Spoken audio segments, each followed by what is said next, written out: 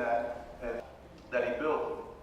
And that guy sold the house and would make $80,000, $90,000 in the flip of the house. And I always told my father, even as a young kid, I'm like, why don't you do that? Why don't you buy a house and build your own house and sell it? My mother was like, hell no, we ain't gonna do that. We ain't gonna do that. Hell no, wasting all that money. You can make good money. That $800 is good money. That's what we gonna deal with right here. But as a kid, I always knew. I always, if you didn't know, my mother is Madea. As I think about it, it was always in me. And I looked at all the examples. When you pray a prayer like I did in that moment, I think that God shows you all the examples all the time around you of what to do. Start by, saying, first of all, you are probably the most stable commodity in all. But as I got here, I was like, what is this? I thought I was in the promised land. I saw families going to dinner. We never went to dinner. I saw families going to movies.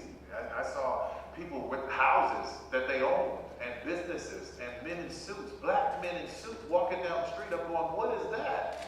Something I'd never seen unless it's at church, and all those suits came down here.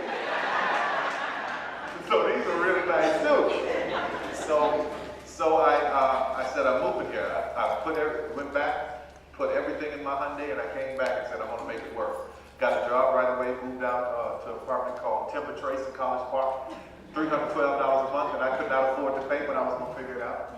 And I started working and saving money. And I worked, saved my income tax, saved everything I can, and I saved $12,000.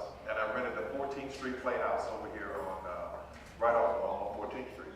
And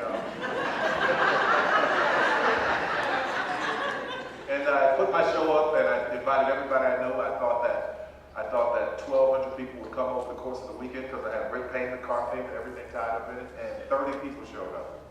And I knew all of them. So I said, okay, can't do this.